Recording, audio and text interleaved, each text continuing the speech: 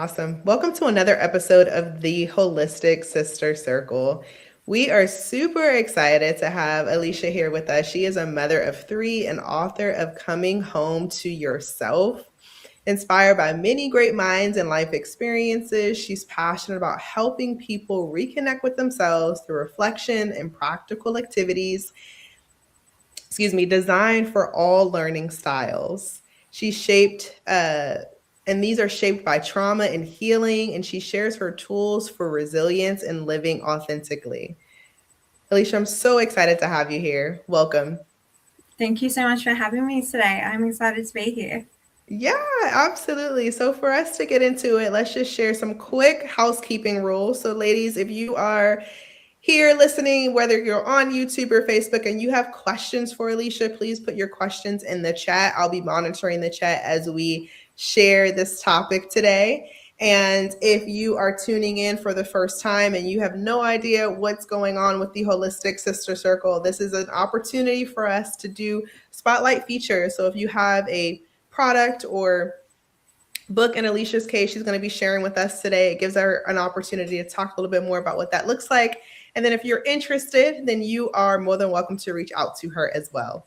So, Alysha, before we get too far in and we dive into this, I would just love to hear from you. What does it mean to come home to yourself? Let's start there. Okay, so I guess it would mean to be your authentic, true self. So, not based on what society's normalities may be. So, you're basically loving everything for who you are, the good, the bad, the in between, and also finding yourself along the way. Awesome.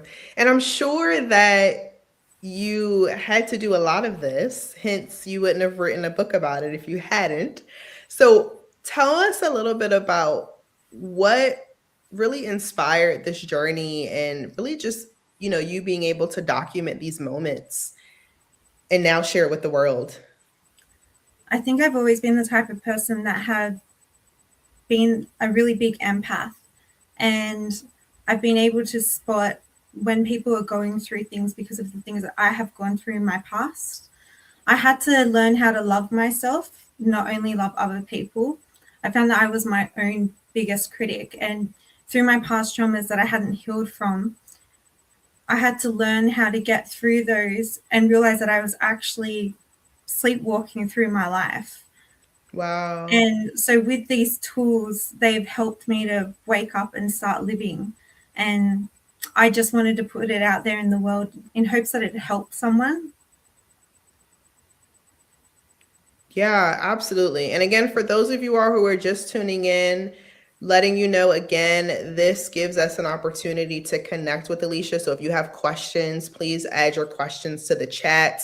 I'll be monitoring those questions as well as we're getting through today's topic. Alysha, this is such a powerful topic because a lot of the ladies who are part of the Holistic Sister Circle community, a lot of them are empaths. They are, ones that, and I include myself in this as well, because I remember there were times where I could essentially just feel other people's energy. And if someone was, carrying a lot of emotion, I could feel that. If someone was a bit standoffish or they're excited, I could feel that too. And I didn't realize that, just how we have a boundary when it comes to our finances. Like, we want to make sure we don't get below this particular amount of money every single month. We also have that same kind of boundary for energy. And I actually had to create boundaries for myself around my energy buckets.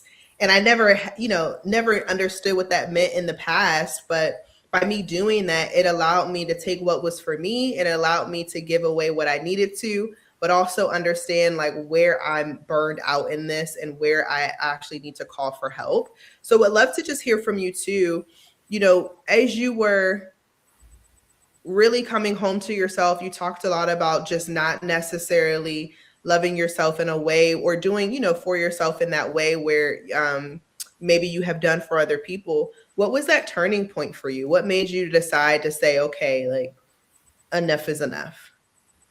Yeah, so I had to do a lot of soul searching and realized that through my experiences that was happening to me, that I had to wake up and take responsibility for myself. I had to get to a really low point in my life where I felt that there was no return. And that's what made everything turn around for me personally. Everyone is different, so they could experience things in different ways.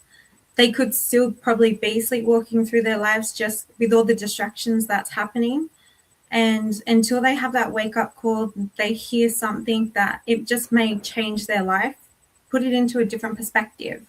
So I've realized that through the 8 foundations of self love, we can really wake up to our true selves, your authentic self. So, what you're talking about before, the boundaries that you have and the energies that you build, that's actually a foundation of self love. So, that would come through your healthy boundaries. And so, through the book, it does discuss self awareness and self compassion. Also, your healthy boundaries, the self responsibility, which is the responsibility you owe to yourself on your healing journey, positive self talk, which can also lead into manifestation, visualization, which is really incredible. It dives really deep into that. Then you have your emotional regulations, your authenticity, so your true self, and your self care. So, through all those stages, it definitely supports you in realizing that, you know what, maybe I don't have it all together. But it also, we do go through a section which is called Permission to be Human. And it goes through that it's okay to not have it all together. It's a continuous journey. It's never going to stop. Even I know myself, like I'm not perfect and I'm still learning. I still go through traumatic events and they're never going to end for your life. There's always going to be something that may happen. And so I guess really the basis of this book and helping me with my life too is having these tools to get through those moments that are really hard. Would you mind sharing some of the moments that you had that were hard? Yeah, definitely. So I do share stories throughout the book. And, I guess one of my most difficult times were the miscarriages that I experienced in my life. So that put me through a really spiraling scope down into dark depression. And I had a child at the time, don't get me wrong, and we were very blessed and fortunate and just thought, we're lucky to have one. But just through, I guess, the emotional trauma and the roller coaster of everything that happened, I actually felt so disconnected to my husband. He didn't even know what I was going through. I had to keep it a secret. And so I carried it alone and by myself. And through the deceitfulness of everything that happened, he could feel it, as people we know when something's not right. And, Yeah. he thought that I was having an affair, and I just ended up breaking down, telling him the truth. I had gone through 3 miscarriages, and it just distanced us so much to a point where I had to even distance myself from my firstborn child, and it caused a lot of separation anxiety. I wasn't aware that I was in such a codependent relationship just from things that had happened in my childhood, that when I went through this stage in my life of miscarriages, it broke me even more down as a person. So I really had to hit that rock bottom in order to come back up again. Oh my gosh. Well, one, I am so sorry. I'm so sorry. I think I cannot believe you went through all of that and your husband didn't even know. Yes, sorry. Like, yeah. Oh my gosh. Well, the biggest thing too, because I think I've shared my story about this as well. I've had miscarriage as well. And I completely understand how you feel. And sometimes, you have your spouse there, but they don't really understand or they can't really relate because they're not the one that's actually physically going through it. I mean, obviously they have their own way of kind of handling the emotions, but very different on the level of you physically going through it. So, my heart goes out to you and everything and how you've experienced that. How did that impact your relationship with your husband and with your child, the one, of course, living? And then what were some of the things that you did in order to turn that around through some of the practices that you talk about in your book? Yeah. So look, the relationship definitely, it got very strained, and it did get worse before it could get better because I didn't realize what I was doing. I was dissociating myself with my life because of the failure I felt like. I guess there's some kind of an unspoken, expectation when you have a child successfully once, that you're expected to be able to do it again. So as a woman, to not be able to do that job, that was quite hard on me, which is probably why I did keep it to myself. And then through the events of deceitfulness, not being honest with what was happening with me, it did just begun to be a lot of anger and resentment with me and my husband. So it did pull us away. And then that led me to feel that, how could I care for my son in the world when I can't even care for unborn children because I wasn't able to keep them? So it made me feel less of a mother, which is where that separation anxiety happened. So to find myself, I threw myself into books and university. And I guess it wasn't necessarily a bad thing, but it was because I was trying to escape my reality and I guess make it a new one. So, through inspiring people, that definitely helped change my life around. I think the turning point to me was when I wanted to take my own life. And I was standing there and I was just thinking, what is wrong with me? There are people in hospitals who are dying, who are sick, who, not sure if they're going to wake up tomorrow. And I'm here living, waking up every day, have a child, have good health. There's nothing wrong with me, yet I'm choosing to take my own life. So it was a very intense moment for me.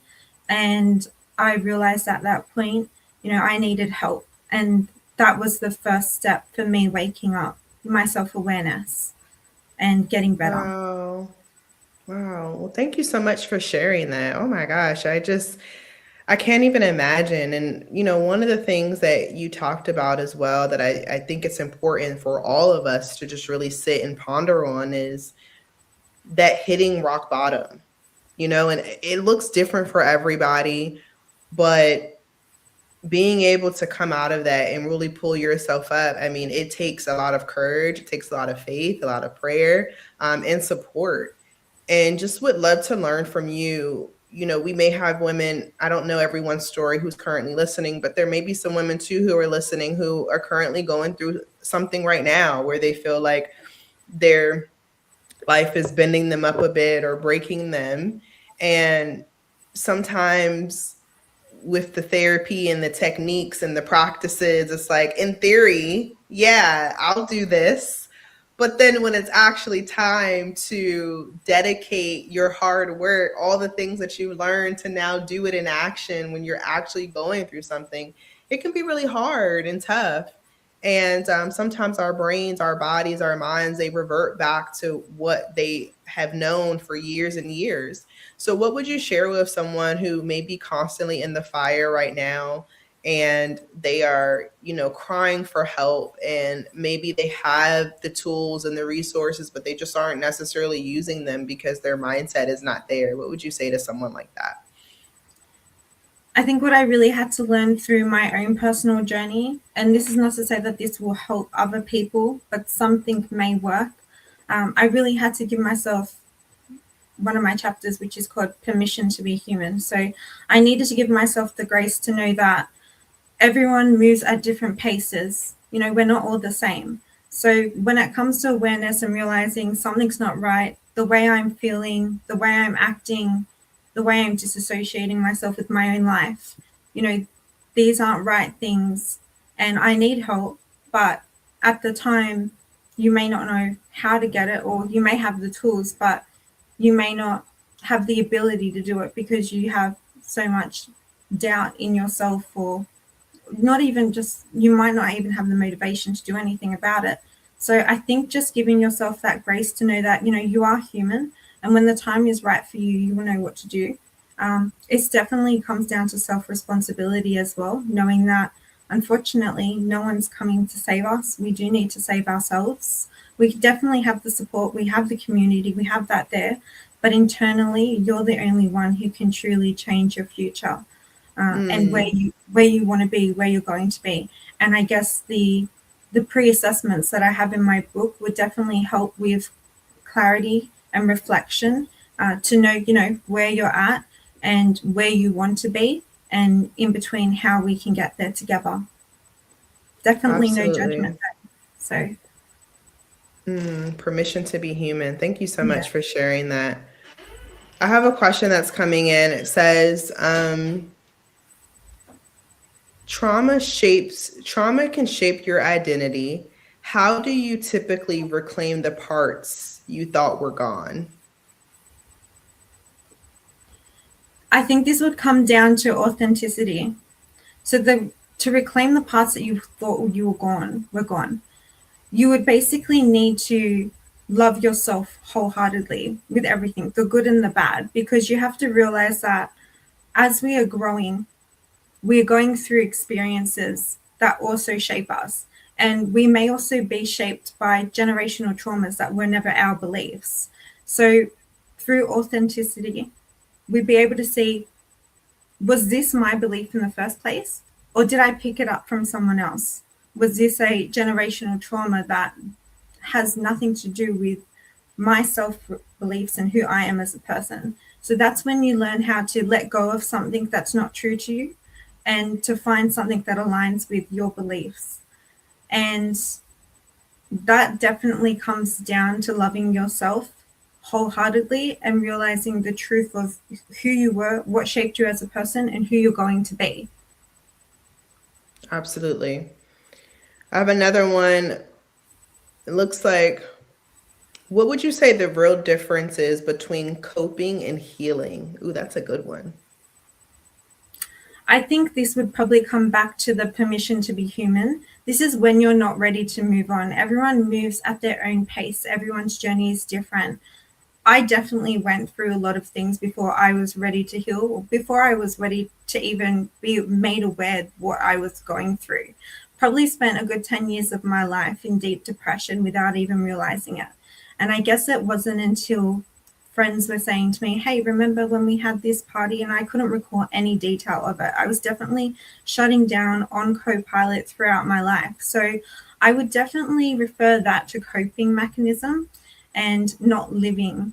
And until you have that light bulb moment, something triggers you to wake up and say, there are gaps in my memory. What about this particular event that happened? Why did I leave it out? And then you'll be able to identify what's resonating with you, what's not in your true self, who you should truly be in order to love yourself fully, wake up and want to shift to that change to living. Yeah, absolutely. This is so good. Okay, we're going to take one more question. One more question coming through is, how has motherhood reshaped your understanding of self-love and self-loss? So, in relations to motherhood, I definitely, when I first had my child, my son, my firstborn, I put all my love and energy into that. And I remember when I had him crying on the phone to my mum saying, I can't believe how much you love me. This is just a whole nother level. Even turning to my husband and saying, wow, I thought I knew what love is, but I had no idea until I had my son.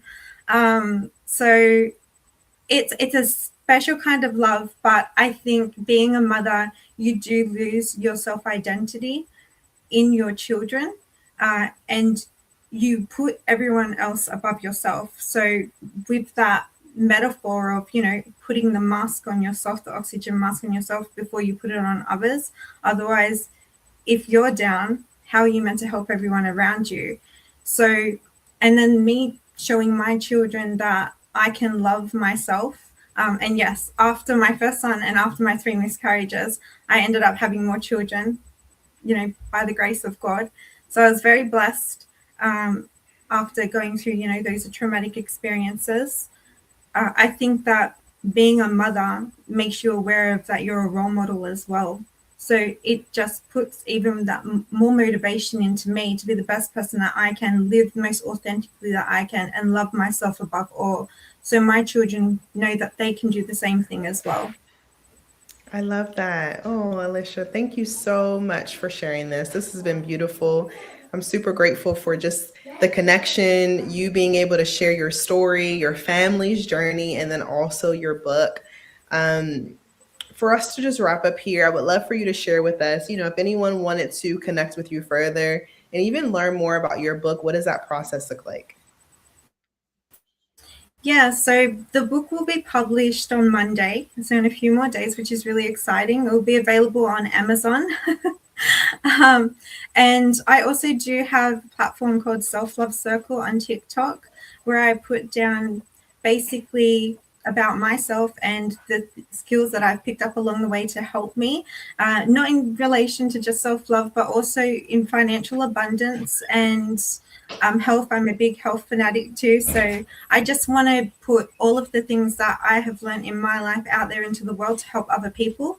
And some very exciting news too. We've just put through an unsolicited proposal to Department of Education in Australia. So we're hoping to make a child adoption for a trauma resource for children. So that's something that will be coming up in the works within the next 5 years. Oh my gosh, that is incredible. That is so incredible. Well, thank you so much for sharing. This has been fantastic. Again, if anyone wants to connect with Alysha further, I will drop all of her social media links in the description of this episode. And check out her book. Alysha, let me know when the book is published on Monday so we can add it to the description as well. Definitely. Thank you so much for having me, Bye, and you have a lovely day. Bye, guys. Awesome. Thanks for listening. You too.